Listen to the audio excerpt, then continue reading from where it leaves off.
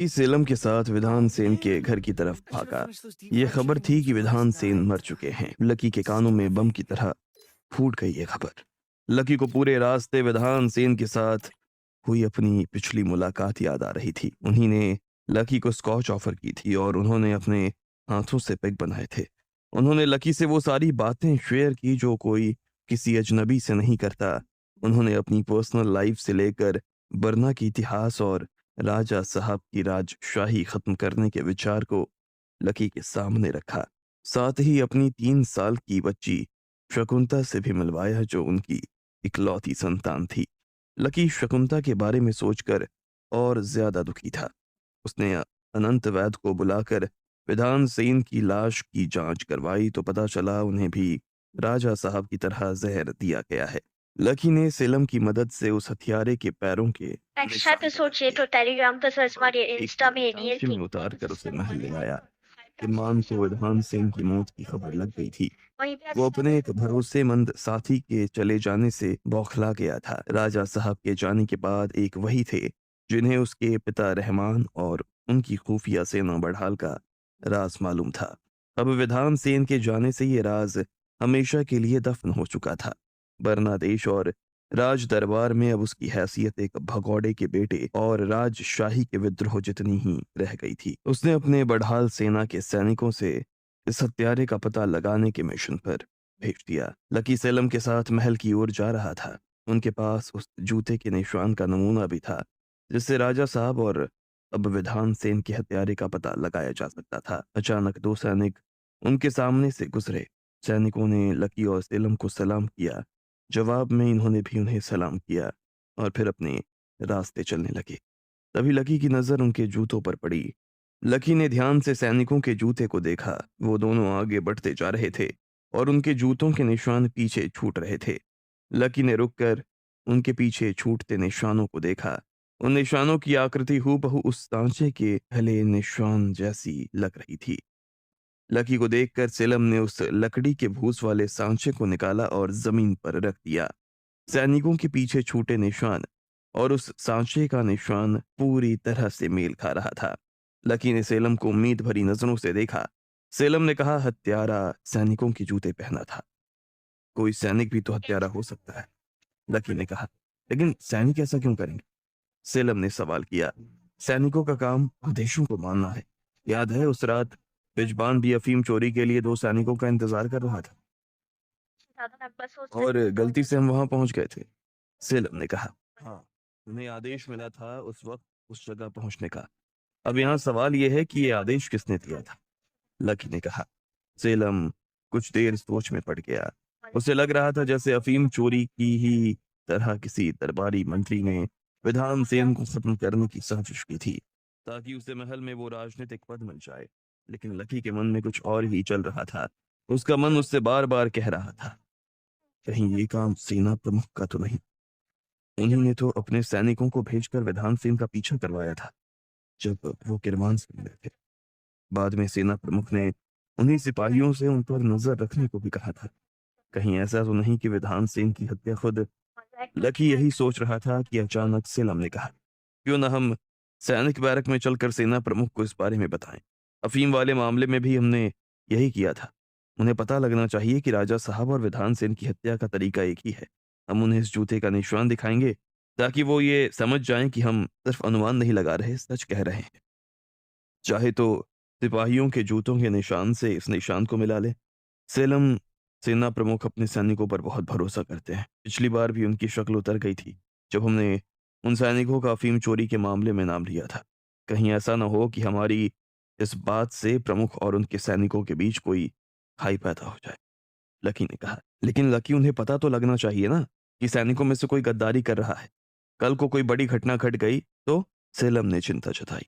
मेरे पास एक प्लान है जिससे हम बिना प्रमुख को बताए उन गद्दार सैनिकों को पकड़ सकते हैं, लकी ने कहा। सेलम और लकी महल आ गए।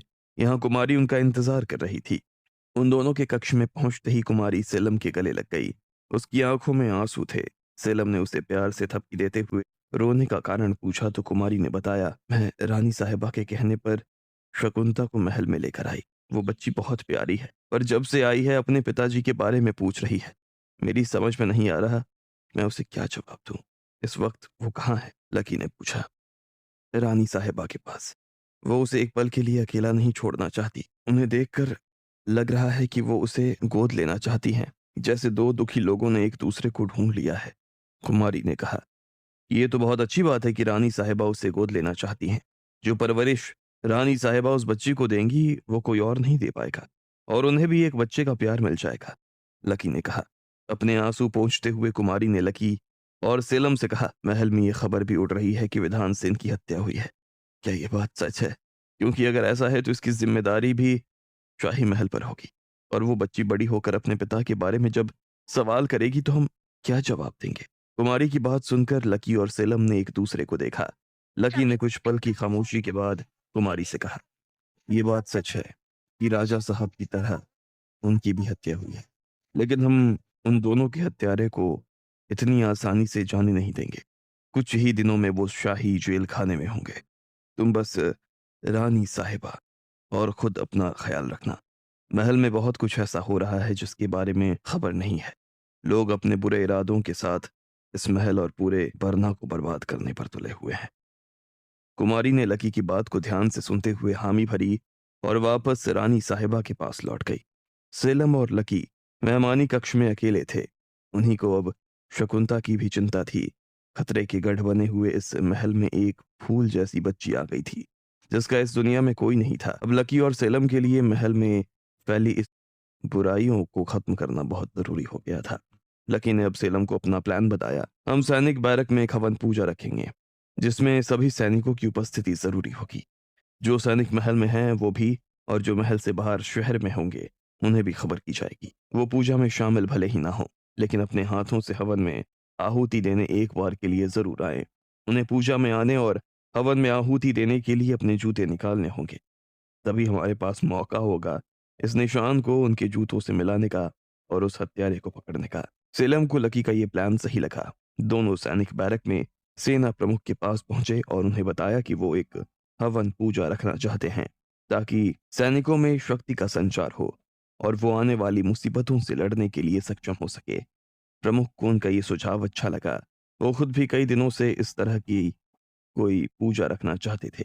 उन्होंने तुरंत अपने सैनिकों को इस बारे में बताया और कहा, शहर में मौजूद सभी सैनिकों को इस बात की सूचना पहुंचाओ। जो लोग अपनी ड्यूटी पर हैं वो कुछ घंटे के अंतराल से पूजा में शामिल होकर आहुति देने आए। सैनिकों ने प्रमुख की बात को सुनते हुए इस पूजा की तैयारी शुरू कर दी। लकी और जिलम भी इसके लिए तैयार होने लगे। वो जानते थे कि उनकी मेहनत अब कई गुना बढ़ने वाली है। फिर भी उन्होंने इस काम का बेड़ा उठाया। शाम होने तक पूजा शुरू हुई। सेना प्रमुख खुद इस पूजा में बैठे और धीरे धीरे सैनिकों का आगमन हुआ। हर सैनिक बैरक के मैदान में बांस के बने रास्तों से पूजा घर में जाता और आहुति देकर लौटा था। मैदान से पहले ही उसे अपने जूते उतार कर हाथ पैर धोने होते, जिसकी व्यवस्था घोड़ों की नांद के पास की गई थी। जब सैनिक अपने जूते उतारते तो सेलम उनके जूतों को उठाकर साफ करने के बहाने से उस भूस के निशान से मिलाते और फिर वापस वहीं रखते थे। पूरे रात यही कार्यक्रम चलता रहा, लेकिन वो सैनिक नहीं मिला जिसके जूते इस निशान से मिलते थे। लकी और सेलम अब निराश होने लगे। उन्हें लगा उनका ये प्लान बुरी तरह से फेल हुआ है। उन्होंने जल्दबाजी में इसे बनाया और बिना ये सोचे एग्जीक्यूट कर दिया कि वो सैनिक अगर इस पूजा में नहीं आया तो किसे पता लगने वाला है। उनके पास कोई लिस्ट जैसी चीज होनी चाहिए थी जिससे वो सारे सैनिकों के नाम मिला सके और पता कर सके कि कौन कौन सैनिक यहाँ आए हैं और कौन नहीं आए। दोनों एक दूसरे को निराशा भरी नजरों से देख रहे थे। फिर भी इस काम को बीच में छोड़ना सही नहीं था। सैनिकों के हिसाब से वो दोनों जूते साफ करके एक सकारात्मक उदाहरण पेश कर रहे थे। एक सैनिक दूसरे सैनिक के लिए कितना मददगार हो सकता है। सैनिक के जूते साफ करना उसके रास्ते के कांटों को साफ करने के बराबर माना जाता है। पूरी रात चली इस हवन पूजा में वो दोनों बुरी तरह थक चुके थे। तभी एक सैनिक का जूता उस निशान से मिल गया। लकी ने सेलम को ये मिलता हुआ जोड़ा बताया और खुद उन्हें साफ करके वापस वहीं रखाया। जब वो सैनिक आहुति देकर वापस लौटा तो लकी ने उस पर अपनी नजर रखी। फिर धीरे से सेलम को उसके पीछे जाने का इशारा किया। वो इस व्यवस्था में महत्वपूर्ण भूमिका निभा रहा था, इसलिए उसका जाना संभव नहीं था। सेलम की जगह किसी और सैनिक ने ले ली और वो लकी के साथ जूते साफ करने लगा। सेलम रात के अंधेरे में उस सैनिक के पीछे चला जा रहा था। उस सैनिक को इस बात की खबर ना लगे इसलिए सेलम ने उससे थोड़ी दूरी बनाई रखी थी। वो सैनिक आगे बढ़ते हुए शहर की तरफ बढ़ गया। सेलम भी उसके पीछे पीछे शहर में आ गया और धीरे धीरे चलने लगा। सेलम को शहर का ये हिस्सा थोड़ा जाना पहचाना लग रहा था। उसे लगा जैसे वो पहले भी यहाँ आया है। उसने ध्यान दिया तो समझ में आया कि ये मोहल्ला तो बिजबान का है। वही बिजबान रखवार जो अफीम की चोरी में भी शामिल था और कई दिनों से फरार था। सेलम ने देखा कि वो सैनिक बिजबान के घर के आगे खड़ा हुआ और उसके दरवाजे को ध्यान से देखने लगा। सेलम एक दुकान के पीछे छिपा उसे देख रहा था। लगभग आधी रात का वक्त था। बिजबान घर में था या नहीं ये तो सेलम नहीं जानता था, लेकिन भीतर की रोशनी ये बता रही थी कि उसके परिवार के लोग घर के भीतर मौजूद हैं। वो सैनिक बहुत देर तक घर के बाहर ही खड़ा रहा, जैसे किसी तय वक्त का इंतजार कर रहा हो। सेलम उसे बड़े ध्यान से देख रहा था। तभी अचानक से घर का दरवाजा खुला। बिजबान की पत्नी और बच्चा बाहर आया। उनके पास कुछ सामान भी था। सैनिक ने आगे बढ़कर उनसे वो सामान लिया और उनके साथ अंधेरे में आगे बढ़ने लगा। सेलम भी अंधेरे से निकलकर उनके पीछे पीछे निकल गया। उसे खुद पर गुस्सा आ रहा था कि वो इस वक्त अपने साथ कोई हथियार लेकर क्यों नहीं आया। सेलम जैसे जैसे आगे बढ़ने लगा, शहर पीछे छूटने लगा और शहर के बाहर का खाली रास्ता शुरू होने लगा। अब रोशनी बहुत दूर दूर थी। कहीं कहीं से कोई चमकती मशाल नजर आती। आधे चांद की रोशनी में वो सैनिक बिजबान की पत्नी और बच्चे को लेकर आगे बढ़ता जा रहा था। तभी उसने देखा कि उसी के गांव जाने वाली वो नदी आ चुकी है, जिसके छोटे पुल के नीचे बैठकर उसने लकी से बातें की थी। सेलम अब भी समझने की कोशिश कर रहा था कि वो सैनिक इन्हें कहाँ ले जा रहा था। तभी उसे बिजबान नजर आया। वो नदी के किनारे पर अपने परिवार का इंतजार कर रहा था। सेलम बिजबान को पहचान गया था।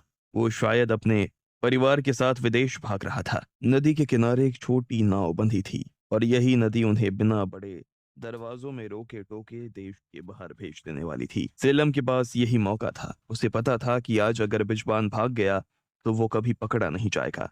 क्या सेलम बिजबान को पकड़ने के लिए उस सैनिक से लोहा लेगा? और अगर उस सैनिक के पास कोई हथियार निकल आया तो? क्या लकी ने सेलम को सैनिक के पीछे भेजकर किसी बड़े खतरे में डाल दिया था? आपको क्या लगता है, क्या होंगे इन सभी सवालों के जवाब? Comment box